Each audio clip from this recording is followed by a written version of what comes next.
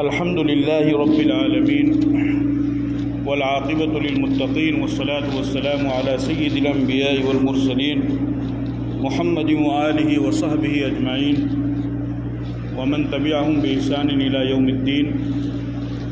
أعوذ بالله من الشيطان الرجيم. بسم الله الرحمن الرحيم. ولا تحسبن الذين قتلوا في سبيل الله أمواتا بل أحياء عند ربهم يرزقون.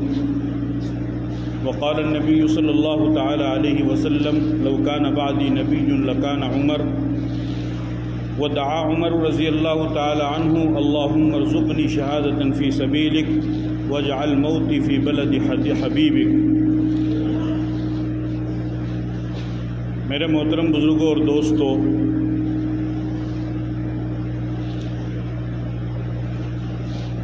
جیسا کہ آپ حضرات کو معلوم ہے کہ یہ مہینہ اسلامی سال کا پہلا مہینہ ہے جس کو محرم الحرام کہا جاتا ہے، جس کا آج دوسرا دن ہے، دوسری تاریخ ہے. اب سے پہلے تک 1444 ہجری چل رہی تھی. کل سے جب اسلامی سال کا نیا سال محرم الحرام شروع ہوا تو اب وہ 1445 ہجری ہو گئی. محرم الحرام کے مہینے میں بے شمار اہم واقعات پیش آئے ہیں، لیکن ہماری تاریخ میں، ہماری سیرت میں دو اہم واقعے اس محرم الحرام کے مہینے میں پیش آئے. ان میں سے ایک واقعہ امیر المومنین خلیفۃ المسلمین سیدنا عمر فاروق رضی اللہ تعالی عنہ کی یکم محرم الحرام کو شہادت، اور دوسرا واقعہ نواسۂ رسول جنت کے نوجوانوں کے سردار حضرت فاطمہ رضی اللہ تعالی عنہا کے جگر گوشے اور صاحبزادے حضرت حسین رضی اللہ تعالی عنہ کی 10 محرم الحرام کو شہادت. کل کی تاریخ میں یکم محرم الحرام کو حضرت عمر رضی اللہ تعالی عنہ کی شہادت کا واقعہ پیش آیا. اس لیے آج کی مجلس میں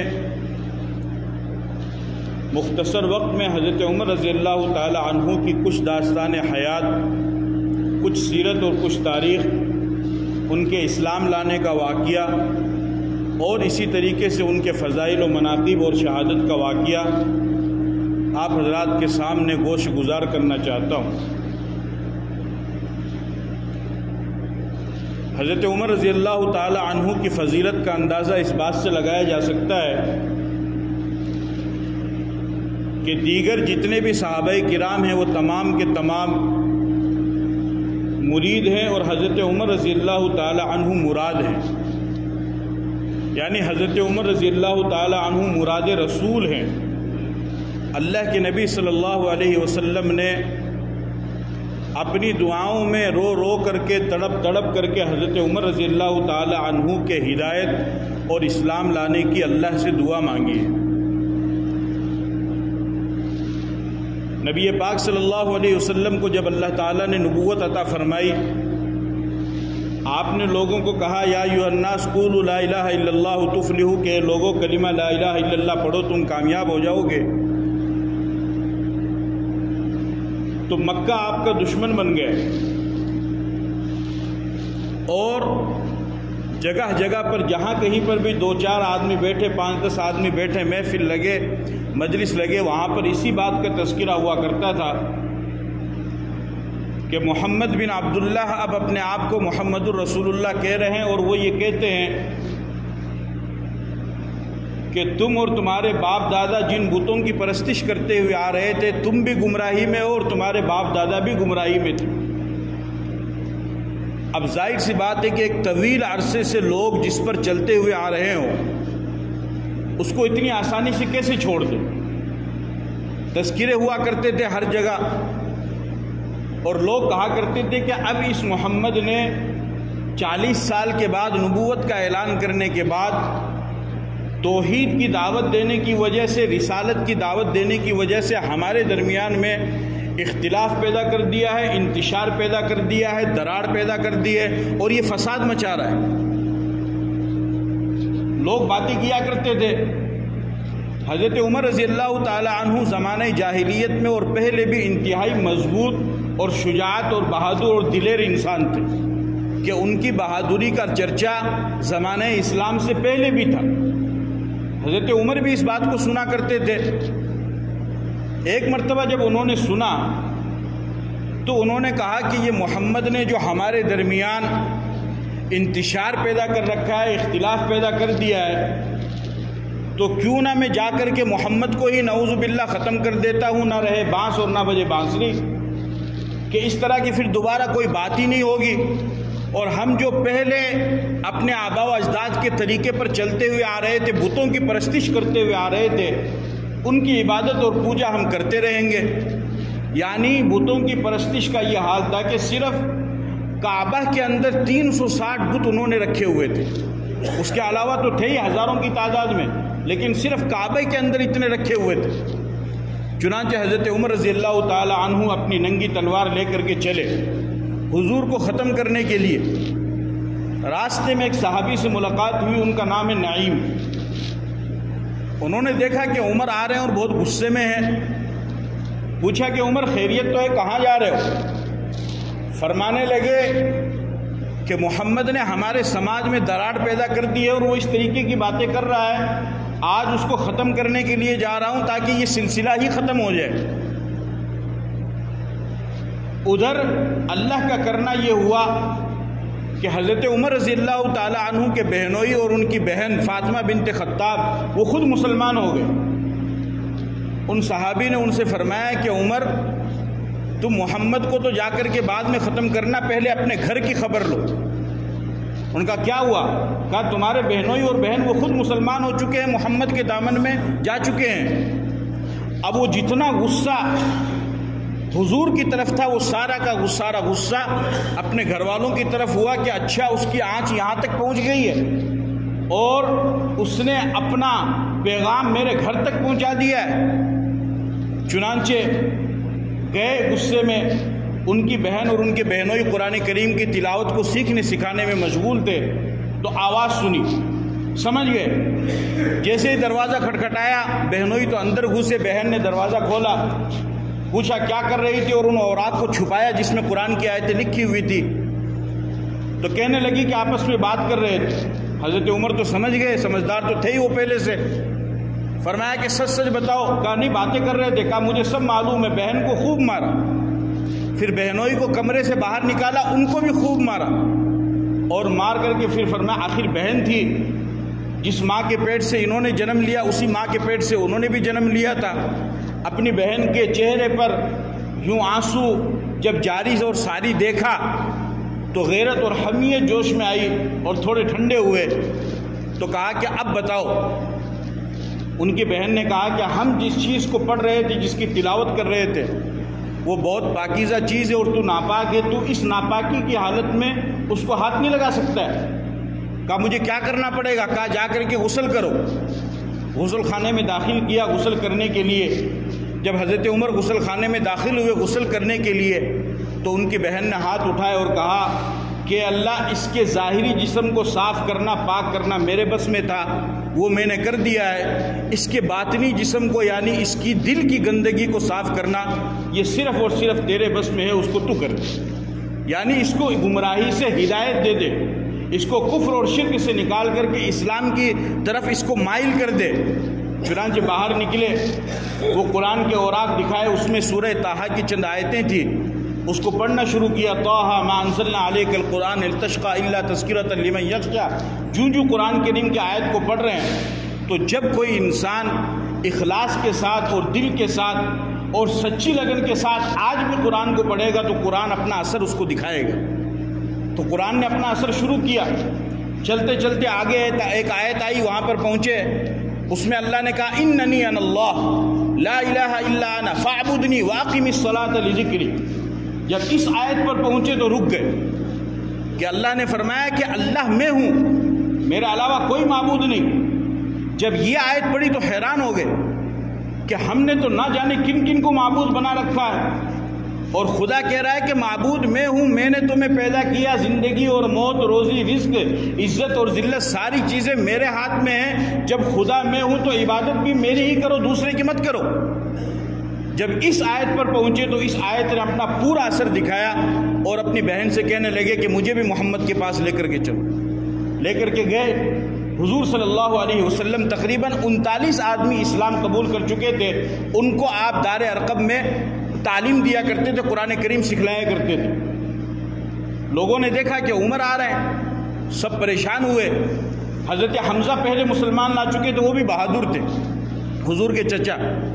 انہوں نے فرمایا کہ اگر اچھی نیت سے آتے ہیں تو اچھی بات ہے، ورنہ عمر کی تلوار سے عمر ہی کی گردن کو اڑا دیا جائے گا۔ چنانچہ وہ آئے، آنے کے بعد جیسے ہی داخل ہوئے حضور صلی اللہ علیہ وسلم نے ان کے گریبان کو پکڑا اور گریبان کو پکڑ کر کے فرمایا کہ عمر، کیا اب بھی ہدایت کا وقت نہیں آیا؟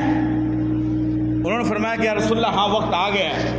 چنانچہ انہوں نے کلمہ پڑھایا اور وہ مسلمان ہوئے۔ صحابہ کا یہ معمول تھا کہ جب کوئی مسلمان ہوتا تھا تو زور سے نعرہ تکبیر بلند کیا کرتے تھے، جس سے مکہ کی پہاڑیاں بھی گونج جایا کرتی تھی۔ جب حضرت عمر اسلام لائے، چونکہ وہ بہادر آدمی تھے، تو ان کے اسلام لانے سے صحابہ میں بہت خوشی ہوئی اور حضور بھی بہت خوش ہوئے۔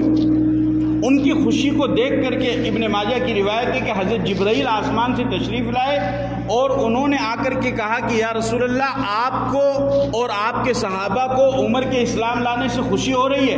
آپ نے فرمایا کہ ہاں ہمیں بہت خوشی ہو رہی ہے۔ حضرت جبرائیل نے فرمایا کہ عمر کے اسلام لانے سے لقد استبشر اہل السماء باسلام عمر، کہ عمر کے اسلام لانے سے صرف زمین والوں کو نہیں، آسمان والوں کو بھی خوشی ہو رہی ہے۔ فرشتے بھی آسمان میں خوشی مچا رہے ہیں، دھوم مچا رہے ہیں، خوش ہو رہے ہیں کہ آج عمر اسلام لا چکا ہے۔ تو چونکہ چھپ کر کے عبادت کیا کرتے تھے، مسلمان کمزور تھے، حضرت عمر نے کہا یا رسول اللہ، جس دین کو آپ لے کر کے آئے ہیں وہ برحق ہے یا نہیں؟ آپ نے فرمایا کہ بالکل برحق ہے۔ فرمایا کہ اگر برحق ہے تو آج کے بعد اس دین کی عبادت، اس اسلام کی عبادت اور اس کی تعلیم چھپ کر کے نہیں بلکہ کھل کر کے ہوگی۔ اور اعلان کیا مکہ میں کہ آج کے بعد جتنے بھی مسلمان ہیں وہ کھل کر کے عبادت کریں گے۔ اگر کسی کو اپنی بیوی کو بیوہ کرانا ہے اور اپنے بچوں کو یتیم کرانا ہے تو وہ مسلمانوں کو ٹچ کر کے دکھائیں۔ لیکن چونکہ ان کی بہادری مشہور تھی تو اس کے لیے اللہ کے نبی نے دراصل دعا مانگی تھی۔ آپ علیہ الصلوۃ والسلام دعا کیا کرتے تھے، اللہم اعز الاسلام بعمرین، کہ اللہ دو عمر کے ذریعے سے اسلام کو عزت دے۔ ایک تو عمر ابن ہشام تھے اور دوسرا عمر ابن خطاب۔ عمر ابن ہشام ابو جہل اور دوسرا عمر ابن خطاب۔ اور آپ یہ بھی کہا کرتے تھے کہ اللہ اگر تو مجھ سے پوچھے کہ میں کس کو چاہتا ہوں تو آپ نے فرمایا وبعمر ابن الخطاب خاصتاً، کہ اللہ میری دلی چاہت یہ ہے کہ عمر ابن خطاب کو ہدایت ملے۔ چنانچہ حضرت عمر رضی اللہ تعالیٰ عنہ مراد رسول ہیں اور اس طریقے سے قرآن کریم ان کے ہدایت اور اسلام میں آنے کا ذریعہ بنا۔ پھر ان کی بڑی خدمات ہیں، ان کے بڑے فضائل ہیں۔ آپ علیہ الصلوۃ والسلام نے فرمایا لو کان بعدی نبی لکان عمر، کہ نبوت کا دروازہ میرے اوپر بند ہو چکا ہے، اگر نبوت کا دروازہ کھلا ہوتا تو میرے بعد عمر کو نبی بنایا جاتا۔ اتنا بڑا مقام۔ آپ نے فرمایا ما لقیک الشیطان سالکا فجا الا سلک فجا غیر فجک، کہ عمر جس رستے سے تو گزرتا ہے شیطان بھی اس رستے کو چھوڑ کر کے چلا جاتا ہے۔ آج بھی شیطان عمر کے نام سے کانپتا ہے۔ فرمایا ان اللہ جعل الحق علی لسان عمر وقلبہ، کہ اللہ نے حق کو عمر کی زبان اور اس کی دل پر جاری کر دیا۔ حق کو ان کی زبان اور دل کے اوپر اللہ نے جاری کر دیا۔ تقریباً علماء کرام فرماتے ہیں کہ 17 یا 22 مقامات قرآن کریم میں ایسے ہیں کہ حضرت عمر نے ایک رائے پیش کی، اللہ نے اس کو حکم بنا کر کے ثابت کر دیا۔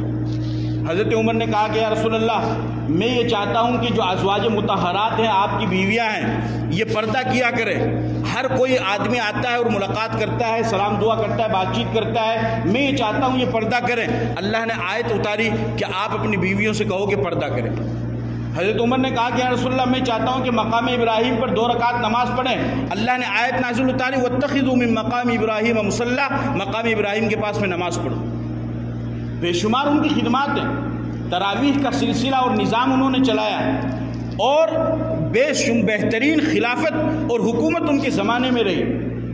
تقریباً 22 لاکھ مربع میل پر اسلامی حکومت کو قائم کیا، 22 لاکھ مربع میل پر، اور 1036 کے قریب بڑے بڑے علاقوں کو فتح کیا، جس میں روم اور ایران اور کسرا، یہ تمام کے تمام بڑے علاقے اس میں شامل تھے.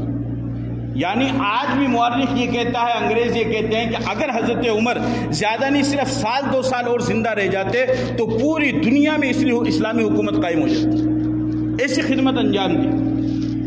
پھر کیا ہوا کہ جنگ قادسیہ ہوئی. جنگ قادسیہ بڑی زبردست جنگ ہوئی. اس کی فتح کا پیغام لے کر کے قاصد آیا.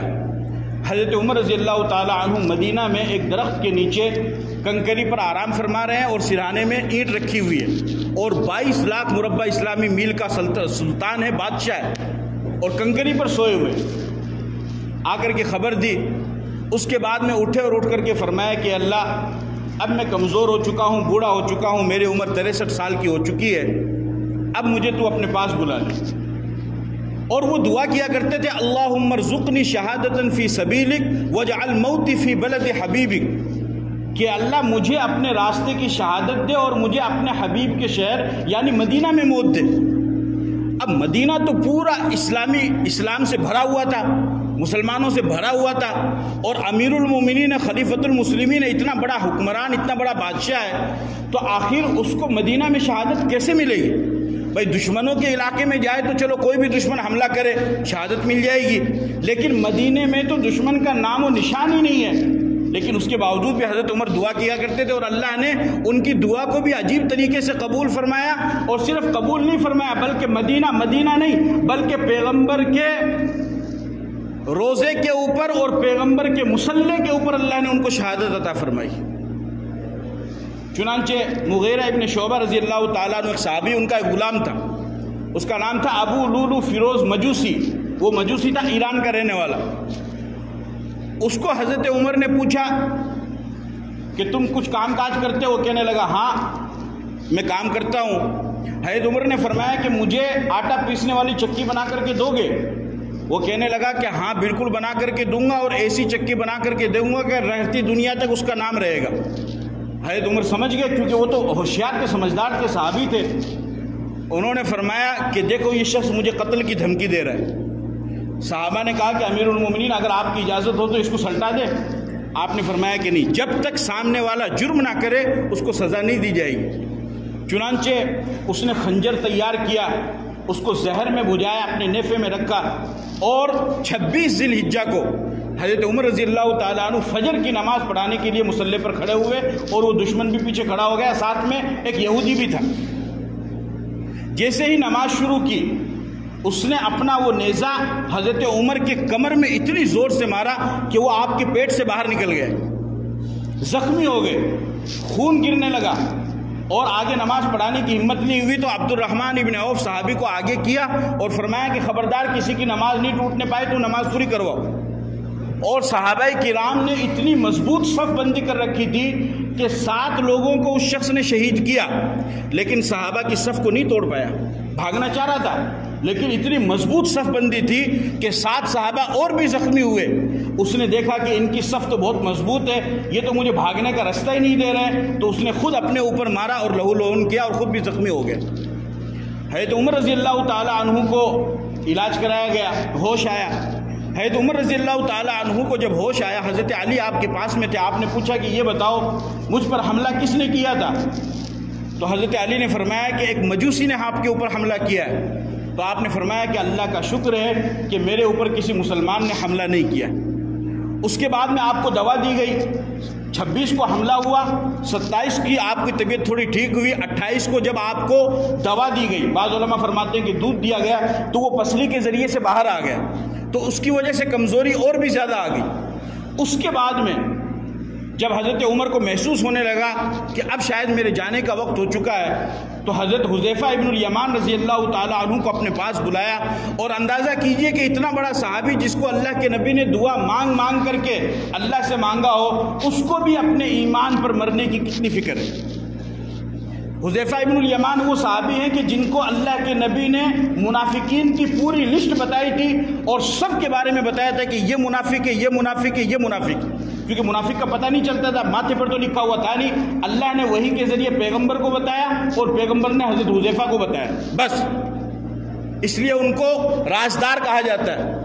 تو حذیفہ کو بلایا اور بلا کر کے فرمایا کہ تمہیں میں اللہ کی قسم دے کر کے کہتا ہوں، تم مجھے ایمانداری سے بتا دو کہ پیغمبر نے تمہیں جو منافق کی لسٹ دی تھی اس میں میرا نام تو نہیں ہے، سمجھ رہے ہو، اس میں میرا نام تو نہیں ہے۔ انہوں نے کہا کہ حضرت اگر آپ کے علاوہ کوئی اور بولتا تو میں اس کو راز کو نہ کھولتا، اس لیے کہ پیغمبر نے مجھے کہا ہے، لیکن چونکہ آپ پوچھ رہے ہیں تو اس میں آپ کا نام نہیں۔ پھر اپنے بیٹے عبداللہ ابن عمر کو کہا کہ میری یہ خواہش ہے کہ مجھے روضہ رسول میں دفن کیا جائے، وہاں پر پیغمبر کی قبر ہے، ابو بکر صدیق کی قبر ہے اور تیسری حضرت عمر کی قبر ہے، تو وہ خالی تھی، وہ جگہ اس وقت خالی تھی، اور چونکہ وہ حضرت عائشہ کا حجرہ تھا، اسی میں حضور کو دفن کیا گیا تھا، اسے روضہ رسول کہا جاتا ہے اور وہ جنت کی جگہ ہے۔ آپ نے فرمایا ما بین بیتی و منبری روض من ریاض الجنہ، کہ میرے اور منبر کے درمیان کی یہ جو جگہ ہے اس کو روضۃ ریاض الجنہ کہا جاتا ہے۔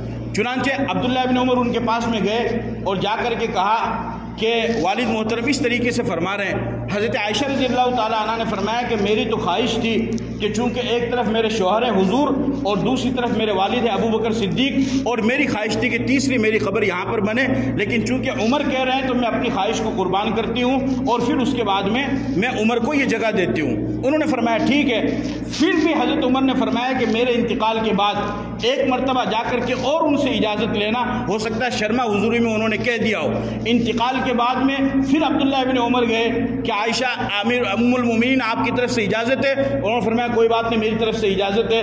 چنانچہ ان کی لاش کو حضرت عمر رضی اللہ تعالی عنہ کی میت کو روضہ رسول کے باہر رکھا گیا، تو جب ان کی طرف سے اجازت ملی تو روضہ رسول میں سے آواز آئی بلغ الحبیب الی الحبیب، کہ حبیب کو حبیب تک پہنچا دو، ہم تو 12 سال سے آپ کا انتظار کر رہے ہیں۔ یعنی حضور اور حضرت ابو بکر صدیق، سمجھ گئے نا، تو 12 سال سے ہم اس طریقے سے حضرت عمر رضی اللہ تعالی عنہ کی شہادت ہوئی، اور یکم محرم الحرام کو حضرت عمر کی شہادت ہے۔ بڑے کارنامے ہیں، بڑی خدمات ہیں اور بڑی انہوں نے قربانیاں دی ہیں اسلام کے لیے کہ اس کو مختصر وقت میں تو بیان ہی نہیں کیا جا سکتا ہے۔ بہت بڑی بڑی قربانیاں حضرت عمر رضی اللہ تعالی عنہ نے دی ہے۔ ہمیں چاہیے کہ ہم ایسے موقع پر یہ عہد کریں کہ ہم صحابہ کی تاریخ کو پڑھیں، صحابہ کی سیرت کو پڑھیں، حضرت عمر کی سیرت کو پڑھیں اور اپنے نوجوانوں کو پڑھائیں، اور اگر پڑھنے کا موقع نہ ہو تو آج کل تو موبائل کا زمانہ ہے، تو موبائل پر علماء کرام کے بیانات سنیں تاکہ تمہیں معلوم ہو کہ صحابہ نے کس طریقے سے اسلام کے لیے قربانیاں دی اور کیا کیا تکلیفیں ان کو دیکھنا پڑی، جس کی وجہ سے آج اسلام ہم تک پہنچا ہے۔ اللہ تعالیٰ مجھے اور آپ کو عمل کی توفیق عطا فرمائے۔ وآخر دعوانا الحمدللہ رب العالمین۔